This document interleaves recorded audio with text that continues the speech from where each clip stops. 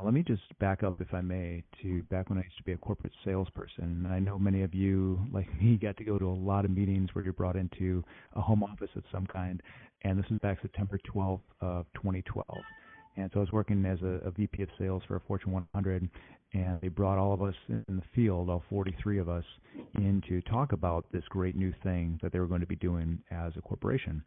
And the big news that they delivered to us was, we are going to be sponsoring a famous quarterback to be our new spokesperson.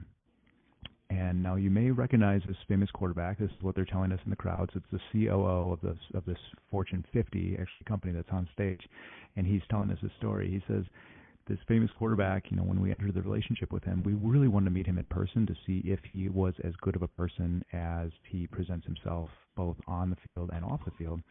So we had the opportunity to bring him into where our home office is located, and we went golfing with him. Great golfer, obviously a professional athlete, did really well, really gracious on the golf course. And then we stayed with him at a condo on the golf property that night. And he warned us before we went to bed. He said, hey, I'm just leaving to let you know I have a really early flight tomorrow morning, and so I'm going to be gone probably before you wake up, so I'm going to have to get out of here. They said, okay, cool. And so exactly what happened, they woke up. He was already gone by the time they all woke up, and they went into to his room where his bed was, and they look at the bed and go, wow, that's where famous quarterbacks slept. It's like Lincoln, right? Like, wow, that's where Abraham Lincoln slept. And they look at the bed and they go, but that's not the important part. The important part is that he actually made the bed.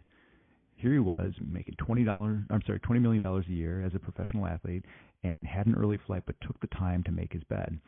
Now, this is the kind of person that we want representing our company as a famous person. So when you're out in the sales field, after you're done with this meeting, we want you to go out, and when people ask you, why did you sponsor a famous quarterback to be your paid spokesperson, we could go into that story. Now, the question that none of us asked at the end of that, seeing as how it was the COO, and we're probably not going to ask him questions anyway, but none of us asked this question. That famous quarterback, well, what's the ROI? What's the return on investment for having us pay that guy a lot of money to be our paid spokesperson? So oftentimes, right, when we talk about this idea of how do I generate things on social media, how do I actually take time, how do I justify taking time to do things on social media, this is where I developed this acronym. So the nice tattoo on the woman's forehead that you see here, this is what I call RTOMA, and this is the return on top of mind awareness. So whether we're trying to sell shoes, whether we're trying to sell ourselves, right, through promotions or having more people know us within our company or outside of our company, I think it's really more important to focus on, as opposed to ROI, what's return on investment, what is my return on top of mind awareness? Because frankly, people are either thinking about us or not thinking about us. And it's obviously more important to have people thinking about us. Now, Peter Drucker, very, very famous management guru who's no longer with us, but he had coined the term knowledge worker. And so back in the day, back when we mostly had factories in the United States, there were a lot of workers that would simply be moving one thing from one place to another, or maybe taking things that are unfinished and finishing those things and then shipping them out the door. The old widget analogy, right? Like if I'm going to crank out widgets, what's going to happen? Now, for all of us on this webinar today, we know that we are knowledge workers. In other words, when I get an email, what is this email telling me? And is there an embedded project in here? And who owns this? So knowledge work is us trying to ascertain, what does this actually look like? What does work actually mean? And so he went a step further and he said, well, if you're going to manage knowledge work, you need to measure that stuff, because if you don't measure it, it's not going to get managed. And we know that. And we know if we pay attention to things, if we write them down, if we actually take the time to analyze what's happening and what's not, these are the things that actually get managed. And I think Drucker actually never said this verbatim, but like many Einstein quotes and other famous people out there, it kind of gotten paraphrased this way. So we'll give him credit for it in this case at least. Now, what measurements can we use to gauge social media success, right? How do we ascertain if we can actually spend time on this in a justifiable manner? And these are the things we usually look at. Let me back up for a second. These are the things we usually look at. So as you move from top to bottom, it gets more and more exclusive, if you will. So there are more people, impressions, there are more people who see your stuff than who actually engage with your stuff. And there's a phenomenon called the 1% rule of the internet, and how this breaks down. This actually goes way back to medicine in the early days of the internet, when a lot of people were using listservs or bulletin board systems where doctors would exchange information with each other when it came to best practices. And what the 1% rule of the internet tells us is about 90% of people online would be considered voyeurs. And the kids call these creepers or lurkers, right? They're out there on the periphery, but they're not actually doing anything. So that's most of the impressions that you're getting are people who are never going to let you know that they're actually hearing from you. 9% then actually engage in some capacity. So there are those that like and they comment and they share, and that's that next level down, engagement, right? People actually doing something with what we've done. The 1% then, as far as the 1% rule of the internet, 1% of people actually create. Okay, so if you're putting stuff out there, you have the impression, you have engagement, but then ultimately we want people to click on it, right? If we want people to click through to our website or maybe click something that we wrote or click a video that we created, that would be another way to measure that, right? So moving down that funnel further and further. And then conversions would be if somebody goes to some place that we put out there that we had shared, what do they do? Do they actually give us their email address, or do they buy something, or do they add something to their cart, or whatever it is that we're doing online? And the last thing they have on there is actual revenue generated, right? Because fundamentally all of us are in business to drive some kind of revenue. And if we're not doing that, and if we can't measure that, then it's really tough. So that very last portion, that et cetera portion, here's the question that I always get. And that's, what is the one measurement can we use to actually gauge social media success? And that metric is ROI. Right? What's return on investment? Now, fortunately, I was a finance guy for many years, and so ROI, simply put, is super, super, super simple from a math standpoint. So if we look at gains minus costs divided by costs, that's our ROI. So if we put in 4 and we get out 6, well, then we know we're at 1.5x. And if we look at this from a dollar standpoint, for every dollar we put in, we get $1.50 out. And that's super easy, right? But wait a minute. Now, let's think about this for a second. If we're just running a straight e-commerce platform, right, like we show somebody to add, they click, they add to the cart, they purchase, well, then we could say I spent $1 and I get $1.50 out. But wait a minute. What if gains and costs are a little bit more nebulous than this? Let's think about this. What is a gain, really, and what is a cost? So I'm going to pause here. I'm going to ask for your input. In business, could we consider a gain and what could we consider a cost? Okay, so gains and costs. Gains could be, suddenly it's not as simple anymore, gains could be sales, right? So sales to existing customers, also sales to new customers, right? And that could also be a gain, what we call customer acquisition or cost per acquisition. What happens when we get a new customer and how much is that person worth? That would be considered a gain. Market share. So in other words, taking that's available out there as that piece of the pie, so to speak, and growing your piece of the pie. Brand recognition, so more people recognizing you, more people thinking about you versus not thinking about you. And of course, existing customer loyalty, so furthering our brand in someone's mind by justifying what it is that they purchased from us before, so making them feel good about that. So if we offset those gains with potential costs, some of those costs would be hard dollar, like money we actually spend, soft dollar, like time, risk assumed, like am I actually going to get any of this money back or not? Am I putting 100% of my money at risk, or am I at least guaranteed some kind of return on investment or return on capital? Costs then also would be opportunity, right? Because we have finite budgets. We have to figure out, how do I best discern where this money goes and what's important to do with the money? So my idea for you is this. When it comes to social media ROI, the goal in business is not to be the most talented.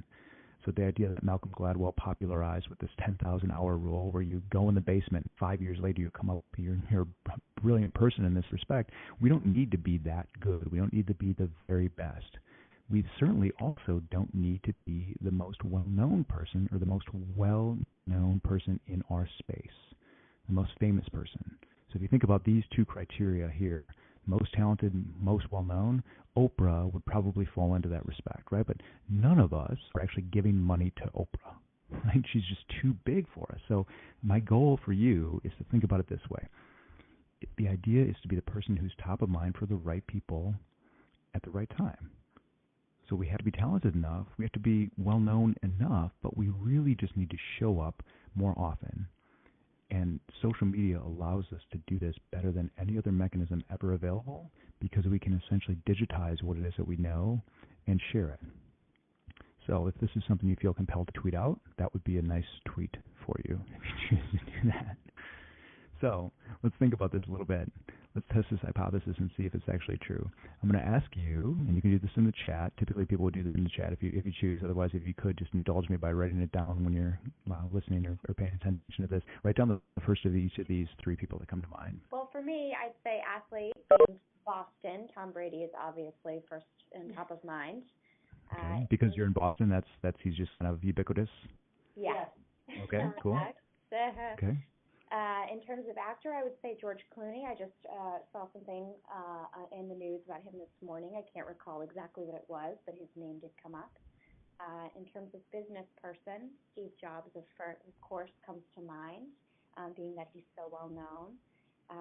And from a social media personality perspective, Kim Kardashian. yes, unfortunately, I would also say Kim Kardashian.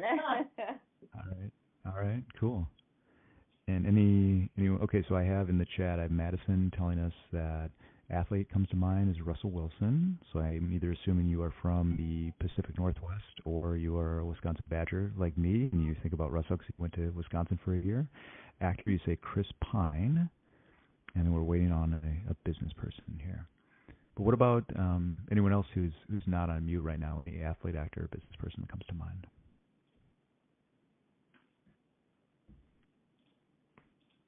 All right, so what I really like is that you qualified who you said. So you said Tom Brady because you're obviously in Boston, George Clooney because something just happened recently, Steve Jobs. I'm kind of curious about Steve Jobs, though. Is there a particular reason why you're thinking about Steve Jobs?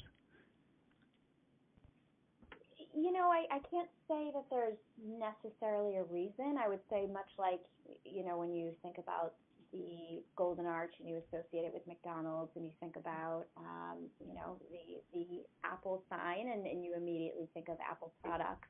I think when you see business person, he's so well known in the media. So many people are talking about him. He's so top of mind.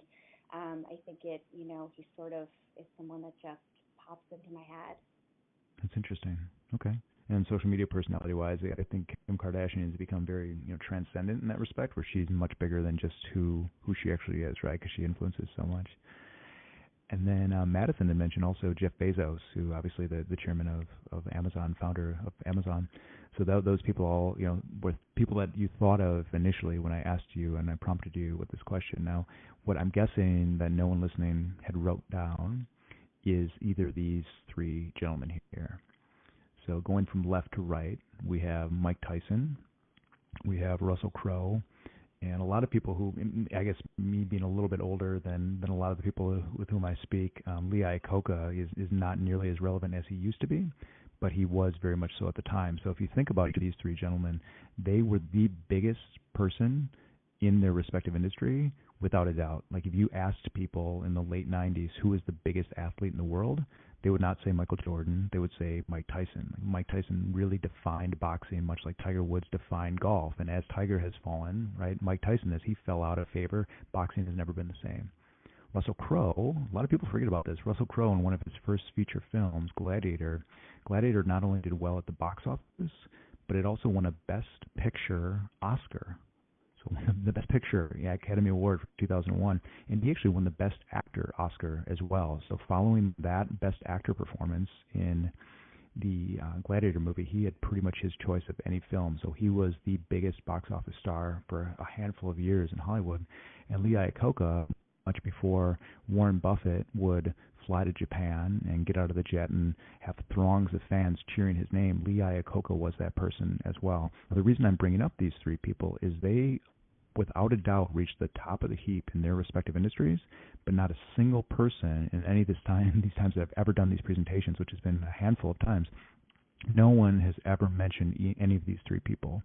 So it's not just the idea that we need to get well known or we need to get famous in some people's minds. It's the fact that we have to maintain that top of mind awareness. Otherwise, when people think about something contextually, they're not going to think about us. And once again, that's the goal of Retoma, return on top of mind awareness. How do I get you or your brand to show up more often than not? Let me just talk about the origins of this. So back in 2008, I was a corporate salesperson. And to put this in context, Twitter at the time was only 2 years old. Facebook was 4 years old, and unless you had a .edu address because you went to college somewhere, you didn't even know what Facebook was. Now just think in 10 years how quickly that's changed. So back in 2008, for those of you who are familiar with the Midwest, that big blue thing in the middle, that's like Michigan. All the little exclamation points, those are the city of Chicago. In the upper left is my hometown of Madison, Wisconsin, and in the bottom right is the city of Indianapolis, Indiana. In the central time zone here, we're in Madison, and then in Indiana, that is in the eastern time zone. So what I used to do as a corporate salesperson is I lived in Wisconsin and had my sales territory in Indiana. And on a weekly basis, I would drive down there, and I'd come back on the weekends. So Monday morning, make the drive down. Friday afternoons, make the drive back. Now, this is how long it took me. 2:30, I would leave, get there at 8. So I'd make a 9 a.m. meeting barely if I left at 2:30 a.m. Now think about this. In 2008, you have 5.5 hours in the car. What would you do with that time? And I know this isn't the most verbose audience, so I'll answer on your behalf, okay? So yeah, I would listen to music. I would listen to audiobooks, whether it's nonfiction or fiction. Madison says radio. Yes, definitely. I would listen to radio. And I learned foreign languages needlessly because 5.5 hours straight is a long time. So, watashi wa eigo ga wakarimasu ka? Alexanderplatz, like, guys, don't ever learn Japanese or German because Japanese is super, super hard, especially to practice. In German, not even Germans speak German. Trust me, I went to Berlin, and they're like, can we practice our English on you? I'm like, oh, man, I spent all the time learning your language. You don't even want to talk it to me. So what I realized, though, is during this 5.5 hours in the car, I was really just biding my time because as a corporate sales guy, my job was to see between about 4 to 6 people per day, and then between the hours of, let's say, 7 a.m., 7 p.m., give or take, I would just be on the phone constantly trying to close deals because I had an asset goal of $50 million a year. That was my sales goal. So what I realized is instead of wasting my time, I could develop my first and only social media platform. And this is what it looked like. So this is my exposure to social media. This was a spreadsheet that sat on the passenger side of my company-issued Chevy Impala, and I would call these people one by one by one by one and leave them individual voicemails. Now, the voicemails I did not leave them were this: hey, I'm calling to check in, or I'm calling to touch base, or I'm calling to follow up. Think about how many times you get that subject line in emails where somebody says checking in, touching base, or following up. What's the subtext of that? When someone asks you one of those things, what they're really asking you is, hey, do you want to buy yet or not? Right? I'm going to soften it a little bit. I'm going to say I'm just checking in, but just let me know. Are you ready to buy yet? And so I made a lot of those phone calls at first, and they were huge mistakes because no one would ever call me back. But what I realized is when I started leaving voicemails like this is where the game changed completely. I would say, hey, this is Spencer X. Smith. I'm your 401k specialist from the Hartford here in Indianapolis, Indiana. Last week we had the opportunity to pitch a 401k plan. It was $4 million. Law firm, 3 people at the firm were really mad because they were getting money back. They were failing their testing, as we call it. And here's what we did to fix it. Now, did this work? Did leaving that same voicemail over and over and over work? And by the way, my record for the amount of voicemails that I could leave was 164 in 5.5 hours. So 164 was my top. What I realized over time is when people come in their office on Monday mornings, they'd see this red voicemail button on their phone. They'd hit the button, and they'd hear my voice. And it wasn't just me bothering them. It wasn't me following up, checking base, checking in, touching base. It was me saying, hey, you know what? I'm out here doing this job. I want you to know that I'm out here working hard, and I want you to benefit from what it is that I'm sharing with you. So people would hear that, hit the button, hear my voice, and whether or not they really listened to the message in its entirety was immaterial to me because they were thinking about me versus not thinking about me. And it wasn't that week, it was months down the road that people would eventually call me back and say, you know, I keep getting your voicemails every week. I actually ran into an opportunity. I don't know how long ago you mentioned this in the voicemail, but it was something about a law firm and, about, $4 to $6 million bucks. And I have a very similar opportunity now. I don't want to screw it up. Can you please help me?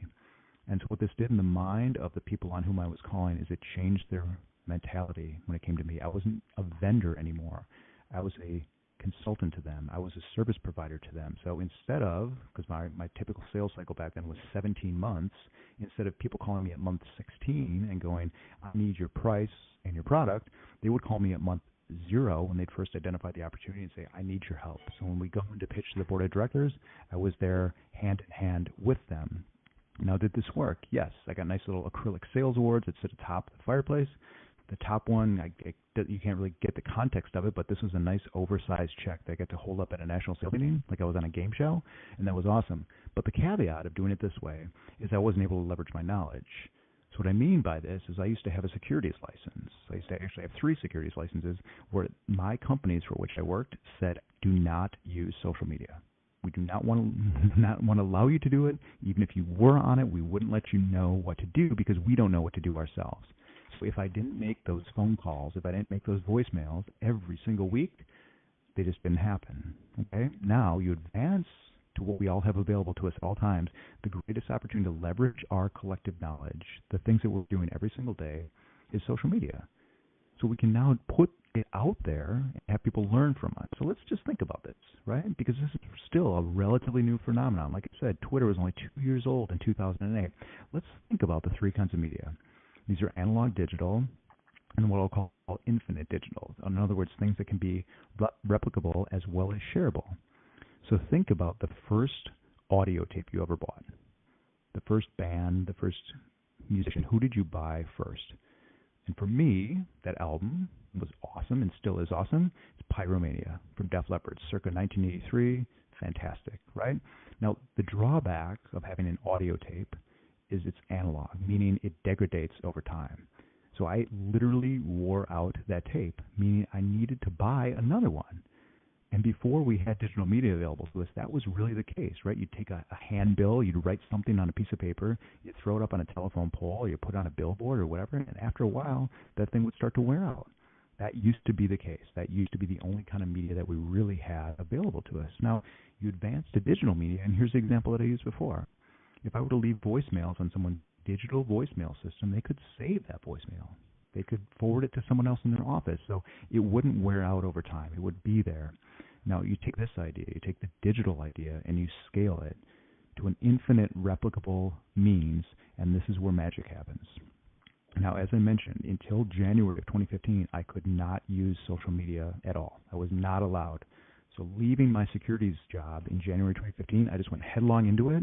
And I go, you know what? I don't have any misgivings about it. I don't have any predispositions about it. I've never used it before, so I didn't have any feelings about this working or not working. All I wanted to figure out for myself is this a good way to sell stuff? And the answer unequivocally is yes. So let's break down this post. This is a LinkedIn post, okay? The one on the left, this is me speaking at Gillette Stadium probably, I think, 5 or 6 months ago. I just did a quick ad hoc video where people keep asking me a lot, because I do about 60 speaking gigs in person per year. People were asking me, how did you get so many speaking opportunities? And so I just did a 42-second video, as you can see, shared it out, and I just said, hey, the gist of it is do this and this and this. And the thing that I highlighted at the bottom there, you can see that it had 1,585 views. So this thing is 42 seconds long. All told, it took me about 2 minutes total, because I had to actually open my phone, right, do the video, and then publish it to social media, publish it to LinkedIn along with that text. So probably 2 to 3 minutes investment of time across the board. Back in 2008, it took me 5.5 hours to have 164 people think about me versus not think about me. One on the left, 1,585 people. Now, post on the right, I had done a presentation for the Wisconsin Society of Association Executives. Took time to post with the president of that, tagged her in it, and just said, hey, thanks, that was really cool. Now, I want you to think about it. This is a key, and if you're not doing this now, this will forever change your LinkedIn work that you're doing right now as far as the amount of people that see your stuff. You see that it says in blue her name, Michelle, and it has all these people after it and that are in purple. Anytime you tag somebody on a social media platform, as you know, they get notified about it, right? They get a little notification in their window, and it could be on Facebook or Twitter or LinkedIn, but in this case, we'll focus on LinkedIn. Anytime you use your social media platform to say something nice about someone else, those posts always go bananas because people love when you say something nice about them. So at the bottom, you see the views of the posts, 7,459. 96 likes, 11 comments, right? So those were 2 posts that are still out there on LinkedIn that people can still see. So that's the idea of being infinite digital, right? They'll always be out there. But you couple this then with the middle post and realize this text is really small, but the big yellow portion is what's important. Now, what people ask me on LinkedIn is, Spence, should I be doing videos? Should I be doing pictures? Should I just be doing straight up text? Well, I ran this experiment, right? I took these points of data and I said, here's what I see. Okay, video post.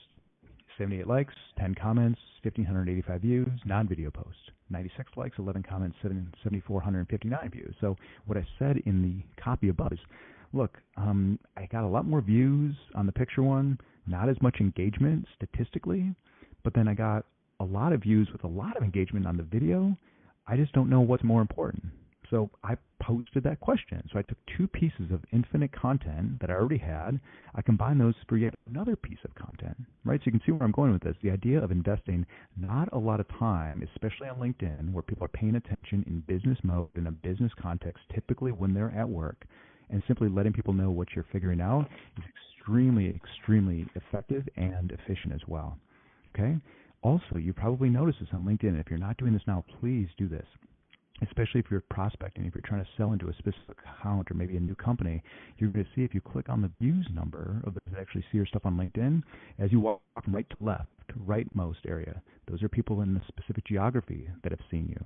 Middle area, that's the self-identified, meaning what this person says they are on LinkedIn as far as their title goes. And the one on the left, this is a breakdown of exactly who from which companies statistically are seeing your stuff. So if you're trying to sell into a specific account and you know that 20 people from X retailer have just seen your stuff, that might be a really good opportunity to reach out because you know that there's a good likelihood that somebody perhaps has actually seen it. Okay? So now this is the question I always get now. Spence, you want me to create infinite digital content? Like that's a little scary, right? Like what if I say something dumb? Or what if I screw up? Or maybe I don't look so good? Well, this is what I talked about before, the 1% rule of the internet. Statistically, 9% spectators, right? People that are just out there, 9% like, share, and comment. 1% actually engage in some capacity. So if you are the one producing content within your network, this is key. Back up when I was a kid growing up in Milwaukee, Wisconsin, we had 3 television stations, CBS, ABC, and NBC. And if I was an advertiser, I would go to the local CBS affiliate or the national affiliate and say, hey, I'm Clorox. I'd like to advertise bleach. They go, cool. We have a lot of people. Statistically, some of them will need bleach. That's a really safe ad to buy, right? But now we take those 3 television stations and we multiply them times an infinite amount of channels that we all have available to us.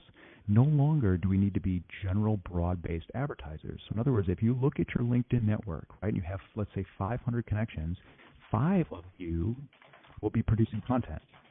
So we're not trying to get on CBS. We're not trying to get in the New York Times. All we're saying is if I can be the voice of that micro network that I have available to me, if I can be prominent inside my niche, that's extremely, extremely effective. And no longer do we have to worry about getting famous. It's just being famous to one person. Now, this is the number 1 lesson for my rock band. Back when I was a kid, I aspired to play at the world's largest music festival. And for those of you who don't know where it is, it's not Coachella, it's not Bonnaroo, it's not South by Southwest. It's in my humble hometown of Milwaukee, Wisconsin, and that's called Summerfest.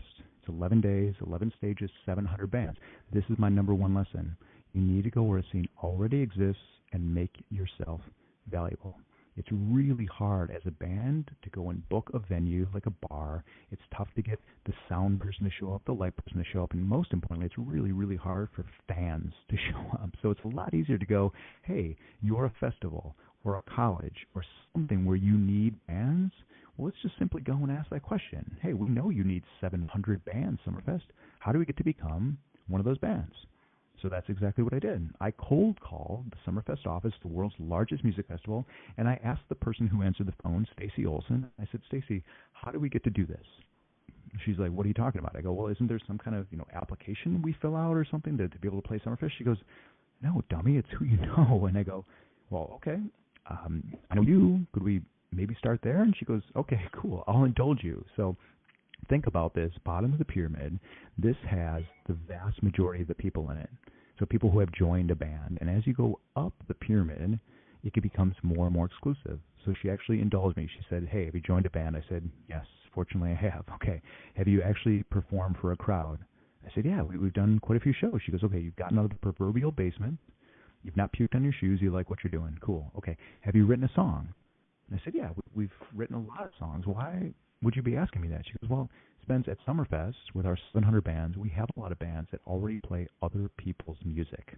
And we call those cover bands. And many of those have been coming to Summerfest for years and years and years. So we don't need more people who play other bands' songs. We need you to perform your own songs so we can draw in your crowd. I go, yeah, I've done that. She goes, have you recorded a song? Have you released the album? I said, yeah, we did all that, stuff that bands do. Have you sold tickets to your own show? Yeah, okay, so you've actually gotten out there and you've hustled. And I said, yeah, it's really hard, and that's why I'm calling you. And she laughed at that. She goes, I get it. Like, a lot of people want to play here. Okay, have you gotten press and magazine reviews? Have you gotten those in publications that write about concerts to come out and write about you?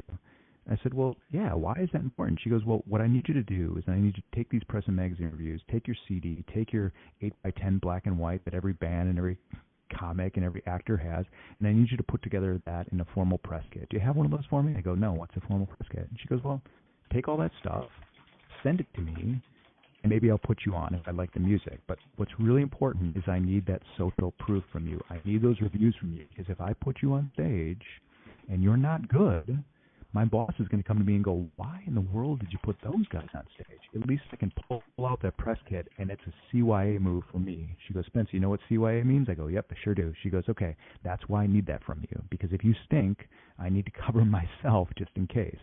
So where, to make this analogous to what we can talk about today, where is this happening now? Well, instead of Summerfest, this is statistically where people are showing up, right? So if we simply think about, well, if 2 billion monthly active users are on Facebook, maybe I should show up there. Maybe I should show up on Instagram or Twitter. And LinkedIn isn't even on this because people don't pay attention to LinkedIn. Although for all of us on this call, on this webinar, we know that even though statistically 25% of Americans are on LinkedIn, that's where the vast majority of professionals are, and especially white-collar professionals are. So let's break this down, then. We know that we need to be on social, right? We know we need to be where it already exists and make yourself valuable. What kind of strategy can we use? This is the number one question I hear. What do we do? All you got to do is go on social media and brag about yourself. To be like, yo, I'm really good. Here's why, right? No, that's not true. Okay, let's look at bad examples of this. Let's play along, okay? Guy in the upper left, that is Edge from U2, or The Edge from U2, depending on how you want to refer to him. Guy in the upper right, Bret Michaels from Poison. Guy in the bottom left, Mike Love from the Beach Boys.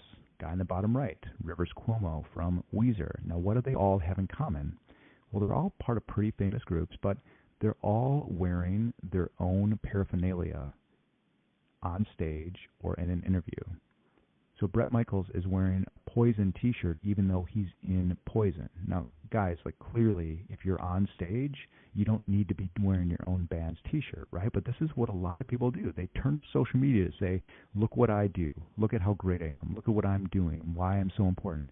Now, what I'd ask you to consider is the second most important lesson that we learned from our rock band. Do not ever wear your own band's t-shirt on stage. Clearly, you are the band on stage. I don't need to see your t-shirt as well. This is a great opportunity for you to shine a spotlight on other people. There's a $14 billion industry in the United States alone called PR. And public relations consists of you giving money to people to say nice stuff about you in public. Now, back in the day, back when we had limited television, newspapers, radio, etc., this made a lot of sense, right? That was your access to the public. But now we all have social media channels, and we all have smartphones that we can access at any time. What I'll ask you to consider is shining the spotlight on other people instead. Here's an example of this, okay, how I got to know a CEO of a pretty famous company that's now worth $1 billion. Recently flying out of Boston Logan Airport, I put out on Twitter a tech company using display advertising at Boston Logan. And all I said at that point was, hey, you know what? All marketing matters. I'm not of the mind of a digital or social media guru to say, hey, don't ever run print ads again. Don't ever put up billboards. Don't run television commercials. All marketing matters. Wherever you're showing up, you're showing up. That's super important. All I did, guys, is I expressed honest appreciation to this company called Zoom, which is a wonderful technology, a wonderful video technology, and just said, hey, this is really cool, and I appreciate what you guys are doing. What this turned into then was a conversation. with the CEO of Zoom. He responded to me. Zoom, the company itself, responded to me saying, hey, thanks so much. On the very leftmost area, what you see is a feature in my book talking about this, exactly what happened. This is me in the middle on Times Square wearing the Zoom t-shirt, bragging about them. This is them on the right following me on Twitter. Now I get to go out to San Jose in September and speak at their conference. All I did was express honest appreciation to them, and they started paying attention to me.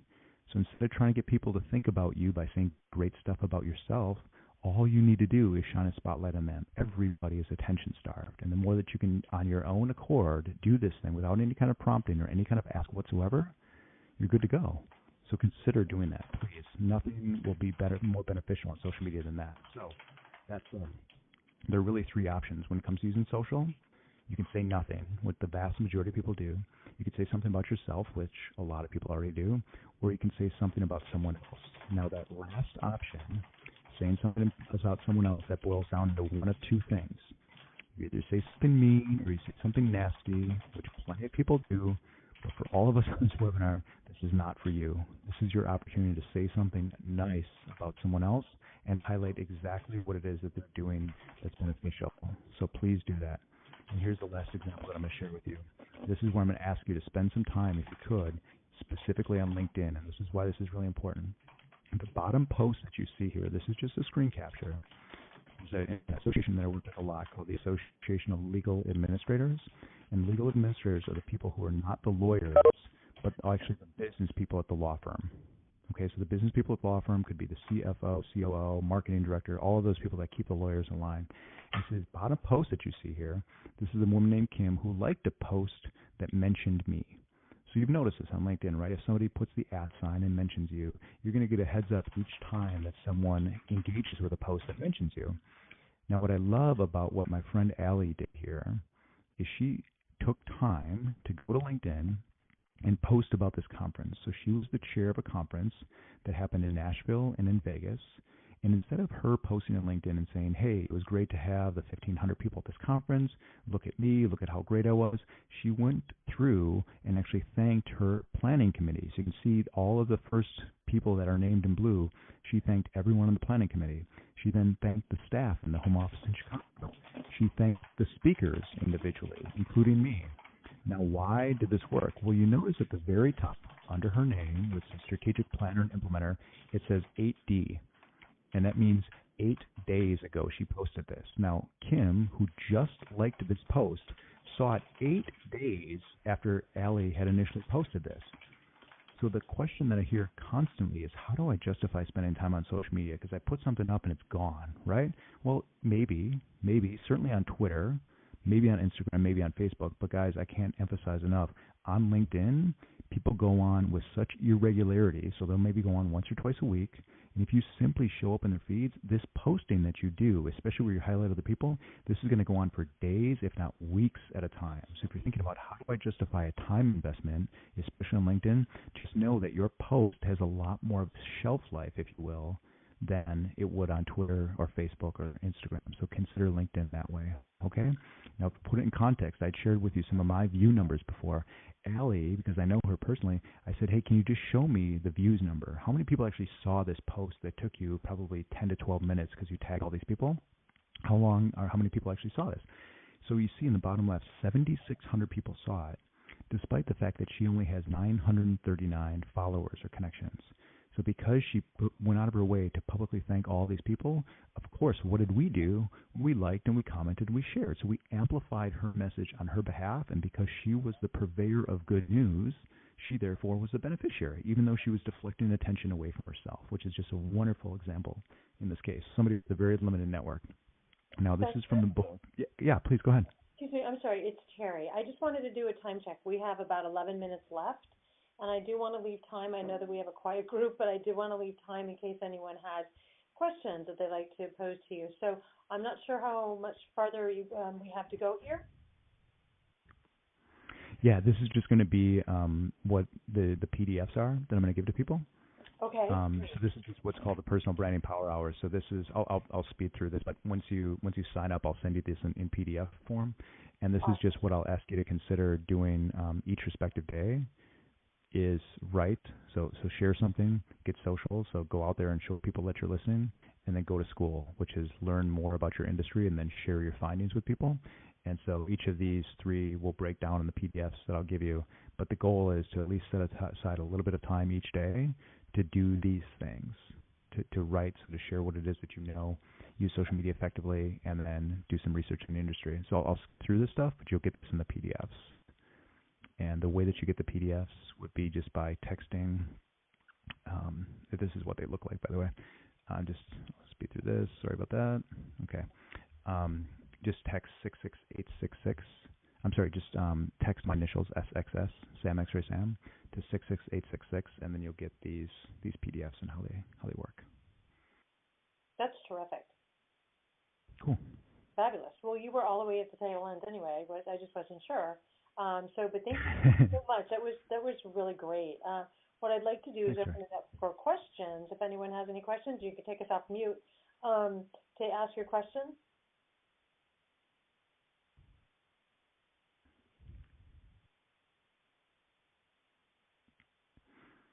Anybody?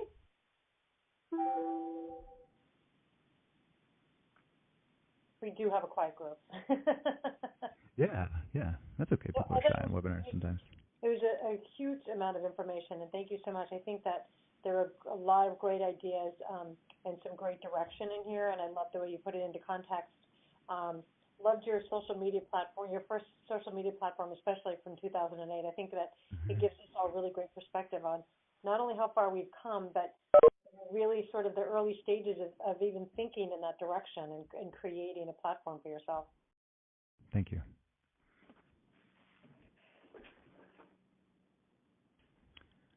Do I have any questions from anyone? I do have one question. Hi, good morning. Hi, good morning. My question is, I know you talked a lot about, LinkedIn and doing things like that, and probably because this audience is a business-related audience, but how much time do you spend on social media, like in a day's time? And I'm just wondering about, I know you have kind of given us what your thoughts were on how valuable it is in terms of keeping, at the forefront of people's minds, keeping yourself in the forefront of people's minds. But I'm just wondering kind of like about the balance between doing, is it the 20-minute rule, or can the balance you have with social media, and is it, do you do mostly LinkedIn type media, or is it Facebook and other things as well? Yeah, it's an awesome question. Thank you. Can everyone see my LinkedIn screen? Yep. Yeah. Is that working okay? Okay, cool.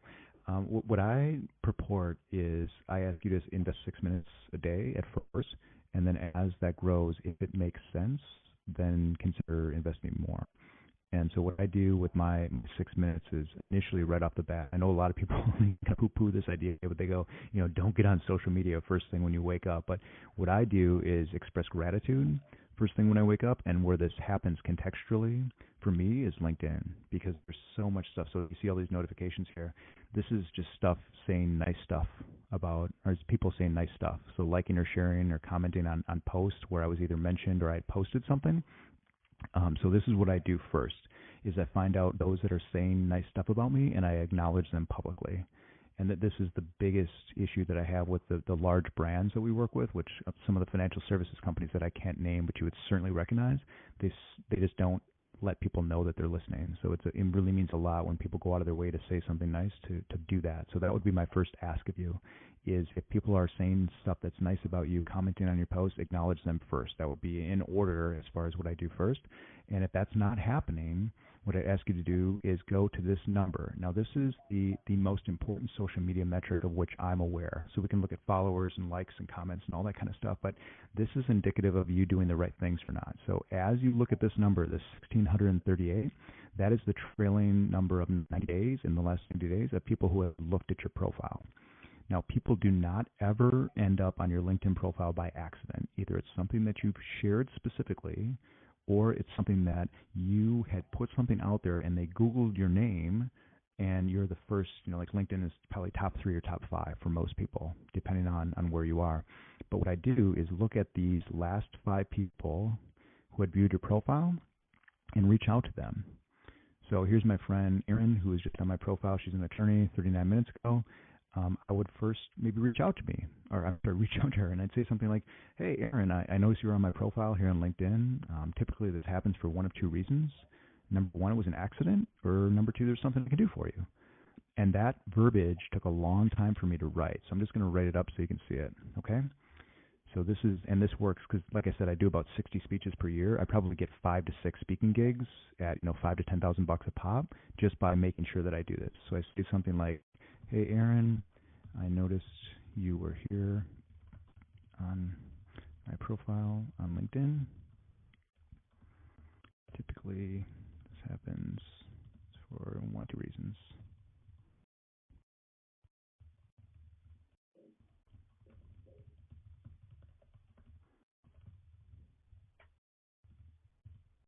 Sorry.